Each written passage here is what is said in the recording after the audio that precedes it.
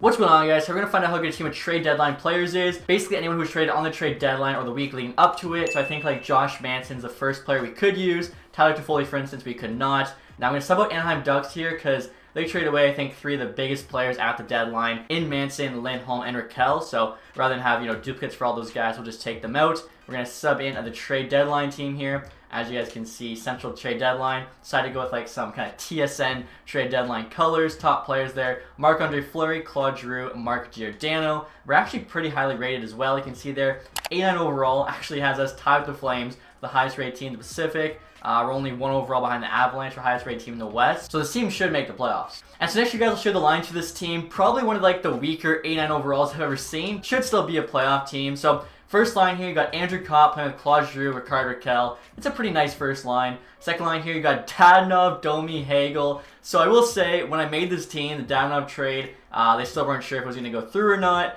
Now I'm seeing that the trade has been vetoed. So I'm still saying the trade happened, kind of like in fantasy, you put a trade through, then for whatever reason the commissioner vetoes it. The trade did happen, and the NHL had to veto it, so I'm going to leave him on the team. We kind of need him, honestly.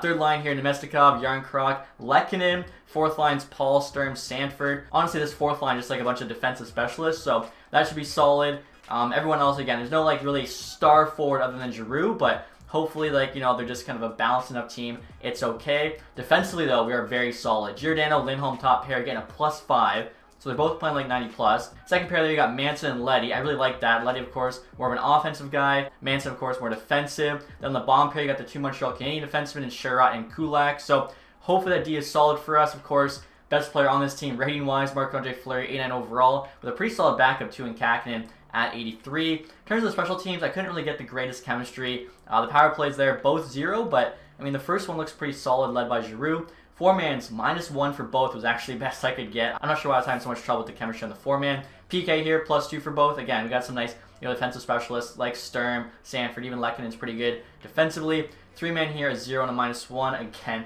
the best I could do. Now, there's actually a bunch of extra players who didn't quite make the team. I wanted to show you guys in the AHL here. So, I think there's 8 forwards. Petrano, Jost, Tippett, get a +2. Joseph, Blackwell, Johansson, Sundqvist, Appleton. They're all 80 overall, so had to include them. And again, they just missed our team as our fourth line there is all 81s. Defensively as well, a couple guys, Stetcher and Braun. Same rating as Sherratt and Kulak, but Sherratt and Kulak got traded for more, which ended up just being like the difference maker. I figured, the guys who got, traded for bigger pieces in real life will be the guys actually on the team. If you're curious about the captaincy, I would probably give Fleury a letter, but I can't. So Giroux there wearing a C with Giordano and Lindholm wearing the 2 A's. And looking at the preseason so far, guys, the team's actually done well. Kind of surprising to me. We're 5-1. Giroux's got 10 points in 6 games, which is nasty. So hopefully we can keep that up. That line with him, Copper, Kell does well. And our ratings here, we got 88 offense, 91 defense, 90 goaltending. You guys can see the jerseys there again with like a TSN trade deadline color scheme. Right there's a look at the home, the away, and the alternate. I actually might like the all-black alternates the best. So we'll get started with the sim here and see how the team does. And real quick, guys, I want to thank SeatGeek for sponsoring today's video. Live events are back, and that means you get $20 off your tickets at SeatGeek using code TACTICS. And if you guys have somehow never heard of SeatGeek, it's a ticketing app that makes buying tickets super simple, especially if you download the app on your phone. By far and away the easiest way to buy tickets. Whether it's a hockey game, concert, festival, football, basketball, baseball, doesn't matter what it is, SeatGeek takes tickets from all over the web and puts them into one place to make buying super simple. SeatGeek also has a color-coded system, so you know when you're getting a good deal. If it's green, it's a good deal. Dark green's the best. And if it's red, it's a bad deal. And honestly, guys, since I'm in Windsor, I'm just excited for the border to be opening back up. That way I can start going to Red Wings games again, even Tigers games in the summer. And to make sure you guys are getting the best deal possible, use my code TACTICS for $20 off tickets at SeatGeek. That's $20 off your first purchase using promo code TACTICS. And make sure you click the link in the description box below to download the SeatGeek app. And it's kind of funny, guys, as I'm simulating, the Montreal Canadiens want Ben Sherratt back, but it's not happening. And it looks like the Canadiens really want Ben Sherratt back. They're making me another trade offer here. But again, I'm not making any trades here. This is an interesting one. Oilers want to give us a Evander Kane for basically nothing with a third for a second and a fourth. Gonna say no, though. Zach Hyman now. I don't know why they're trading away so many guys. But we're almost at the end of December here, guys. As you can see, we're 13, 19, and 5. Not doing too well. This one's kind of funny, guys. Sharks trying to trade us Thomas Hertl. He was involved in a lot of trade rumors, but ended up re-signing with the Sharks long-term, 8 years. And you guys can see here, we're approaching the trade deadline. Still have a negative record. Again, gotta be one of the weakest 89 overall teams ever. I think it's probably because we're really getting boosted up by our goalie stat with Marc-Andre Fleury, but As you guys probably know by now, I feel like the goalie stats don't really matter much in this game, as you're seeing here. Claude Giroux's having a solid season though, 54 and 63. AHL team should be dominating. They're doing decent, but with all those 80s, honestly, expect them to be a little bit higher in the standings than just 4th, and no one tips their leading scorer. So kind of funny that Giroux's leading scoring in the NHL, and the guy that got traded for him, Tippett, is leading scorer in the AHL. So we're now to the end of the season here, guys, and to my surprise, we actually finished with a positive record, 37-36-9. This, of course, is accounting OT loss as ties. So where are we in our division? 6th place there, 83 points, tied with the Sharks, 4 points back of a playoff spot.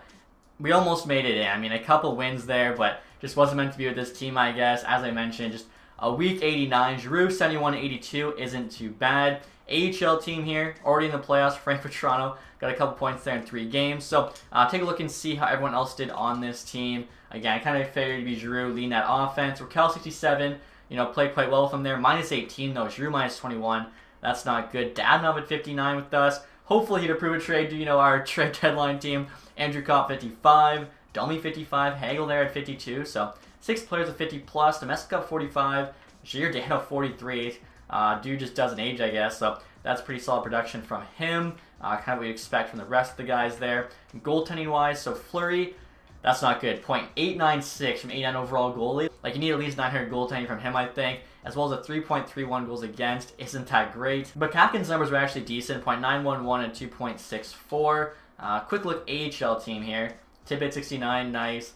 Joe Petrano, Blackwell, all 60 plus. So yeah, basically all the kind of trade deadline players were leading that AHL team. And we'll take a look at the entire league. McDavid leads in scoring 126, followed by Draisaitl, Marchand, Stone.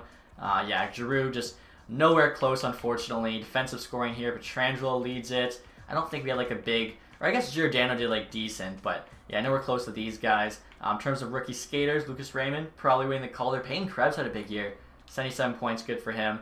And then goaltending wise, I'm just kind of wondering if Fleury on the Blackhawks went off, but no. Kemper there, 53. Save percentage for a starter, Markstrom, .914. And goals against for a starter looks to be Darcy Kemper there with a 2.77. So you had Colorado dominating first place with 126 points. 7 teams had 100 plus. Let's see, where were we? We finished 21st in the NHL. Okay, so yeah, we had, 4 teams there between us and a playoff spot. Not bad, but yeah, just not good enough. We started to play a little bit better after the deadline, but too little too late. Surprisingly, Predators last in the NHL. Like, that's really surprising, especially, Yossi's so good. Duchesne, Granlund both gotten boost. Forsberg's so nice. Arizona there, second last. It does make a lot of sense. And I just realized, guys, the AHL team got swept in the first round. Are you kidding me? I was about to say, let's see how good the B team does in the AHL. And they're already out. And this is insane. The Stanley Cup champions are the Philadelphia Flyers, winning it with Giroux. And the Calder Cup champions are the Lehigh Valley Phantoms. So Philadelphia gets a clean sweep with Giroux still in the franchise. Like, are you kidding me? Auto picking first overall. Arizona jumps from 9-2 there with the Montreal pick. One thing I actually forgot to mention, guys, I found kind of crazy was how Giroux played his 1,000th game for the Flyers, a day or two before getting traded, and Giordano had his 1,000th game right before getting traded. What are the odds that works out that way? So playoff tree here, Flyers beat the Islanders in 7, Capitals in 6, Lightning in 7, and then the Jets there in 5. So, yeah, I don't know. I guess they saw that we had Giroux. They got, angry and went on to win the Stanley Cup. Individual awards here, McDavid, Art Ross, and the Hart. Makar, James Norris, Lady Bang goes to Barzell, Raymond gets the Calder, Farabee, Conn Smythe, Kemper, Vezina, Shesterkin, William Jennings Trophy, Spurgeon, Bill Masterton, Capitals coach Jack Adams, Bergeron, Selke, McDavid, Ted Lindsay, and Kucherov there, Maurice Richard. I think I forgot to check goals, as I usually do. So, unfortunately, no awards for us, unless the AHL team can kind of pull something out here. Looking for an AHL award winner, San Diego Call, I do not see one. And team awards, we finished 4th or whatever. So, the trade deadline team there, no hardware, unfortunately. But, yeah, like I said, a very weak 8-9 overall, which you kind of saw there. We were competitive at the end, but we had a slow start there and it cost us. But that's going to do it, guys, for this one. Hopefully you enjoyed it. If you did, leave that thumbs up. If you haven't subscribed yet, hit the sub button down below. And as always, guys, thanks so much for watching. Have a nice day. Goodbye.